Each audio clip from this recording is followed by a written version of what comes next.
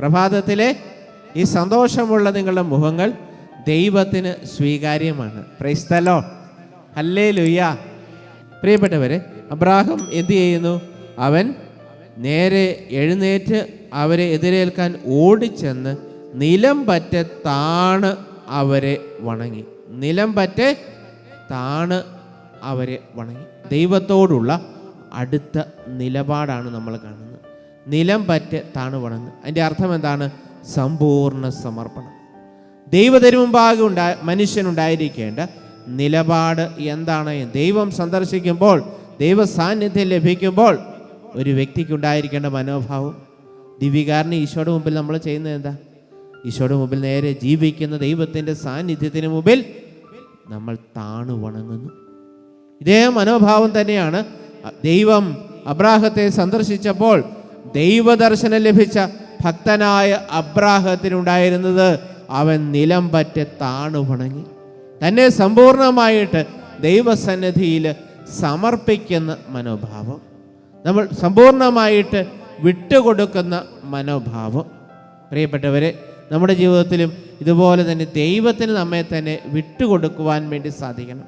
നടപടി പുസ്തകത്തിൽ 5-ാം അധ്യായത്തിൽ നമ്മൾ കാണുന്നുണ്ട്, അനനിയ സഫീറ ദമ്പതിമാർ അവർ ദൈവത്തിന് പൂർണ്ണമായിട്ട് വിട്ടുകൊടുക്കുന്നില്ല.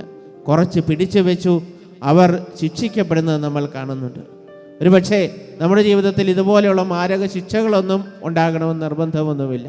പക്ഷേ എങ്കിൽ തന്നെയും ദൈവസന്നിധിയിൽ ഒരു ഭക്തനുണ്ടായിരിക്കേണ്ട, ഒരു വിശ്വാസിക്കുണ്ടായിരിക്കേണ്ട മനോഭാവം എന്താണ്? സമ്പൂർണ്ണ സമർപ്പണത്തിൻ്റെ മനോഭാവം. എൻ്റേതായിട്ട് ഒന്നുമില്ല, ദൈവം തന്നത് മാത്രമേ എൻ്റെ ജീവിതത്തിൽ ഉള്ളൂ, അല്ലാത്തതൊന്നും നിലനിൽക്കുകയില്ല എന്നുള്ള ആ ഒരു മനോഭാവത്തിൽ ദൈവസന്നിധിയിൽ നമ്മെ തന്നെ പൂർണ്ണമായിട്ട് സമർപ്പിക്കുന്ന മനോഭാവം. Price the lord. Hallelujah, hallelujah. ഈ ഒരു സമർപ്പണത്തിൻ്റെ തലത്തിലേക്ക് വരുമ്പോൾ ദൈവാരാധനയ്ക്ക് അത് വളരെ എളുപ്പമാണ്. ദൈവാരാധനയ്ക്ക് അത് ഏറ്റവും സഹായകരമാണ്. തനിക്കായിട്ടൊന്നുമില്ല, എല്ലാം ദൈവം തന്ന ദാനമാണ്. പൗലോസ്ലീഹ പറയുകയാണ്, എല്ലാം ദാനമായിരിക്കെ എന്തിന് ദാനമല്ല എന്ന മട്ടിൽ നമ്മൾ അഹങ്കരിക്കുന്നു. Praise the lord. ഹല്ലേലൂയ. ഹൃദയത്തിൻ്റെ എളിമ, ഹൃദയത്തിൻ്റെ ആ ഒരു ആത്മാർത്ഥത, ദൈവത്തോടുള്ള ആത്മാർത്ഥത, ഹൃദയ വിശാലതയെക്കുറിച്ചാണ് ഇവിടെ നമ്മൾ കാണുന്നത്. അബ്രാഹാം ദൈവത്തെ നിലം പറ്റെ താണു വണങ്ങി. കാരണം എന്താണ്? ഭൂമിയോളം അവൻ താഴുകയാണ്. ഇനി ഇതിലപ്പുറത്തേക്ക്, കാരണം ദൈവസന്നിധിയിൽ എളിമപ്പെടുന്നതിൻ്റെ ഏറ്റവും വലിയ ഉദാഹരണമാണ് ഇവിടെ അബ്രാഹാം നിലം പറ്റെ താണ് ദൈവത്തെ വണങ്ങി ആരാധിക്കുന്നത് നമ്മൾ കാണുന്നു. Price the Lord.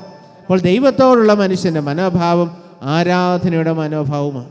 മനുഷ്യർക്ക് നമ്മൾ ബഹുമാനം കൊടുക്കുമ്പോൾ ദൈവത്തിന് നമ്മൾ ആരാധന കൊടുക്കുന്നു. Price the lord. ഹല്ലേലൂയ. പ്രിയപ്പെട്ടവരെ, അപ്പോൾ അബ്രാഹാം ആദ്യം ദൈവത്തെ ബഹുമാനിച്ചു, പിന്നെ ദൈവത്തെ ആരാധിച്ചു. Price the lord. ഹല്ലേലൂയ. മനുഷ്യനെ നമ്മൾ ബഹുമാനിക്കുന്നു, എന്നാൽ ദൈവത്തെ ബഹുമാനിക്കുകയും ആരാധിക്കുകയും ചെയ്യുന്നു. Price the lord. ഹല്ലേലൂയ. പ്രിയപ്പെട്ടവരെ, അപ്പോൾ ഇവിടെ നമ്മൾ കാണുകയാണ്, നിലം പറ്റെ താണ് അവരെ വണങ്ങി.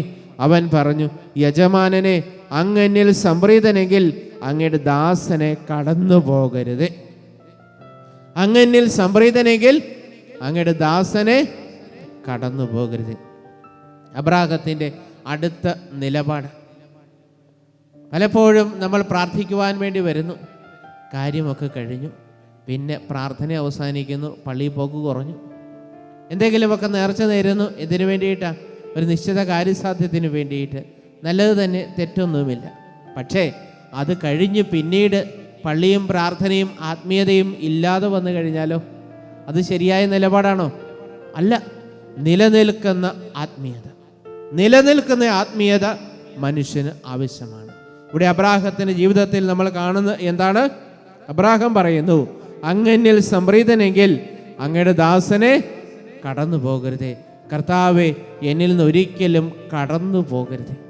നാഥ, കൂടെ വസിക്കണമേ എന്ന് ശിഷ്യന്മാർ പ്രാർത്ഥിച്ചതുപോലെ, ഇതുപോലെ ഒരു പ്രാർത്ഥനയാണ് അബ്രാഹവും നടത്തുന്നത്. എന്നെ കടന്നു പോകരുതേ, എൻ്റെ കൂടെ നിത്യം ഉണ്ടാകണമേ എന്ന പ്രാർത്ഥന. Price the lord. ഹല്ലേലൂയ.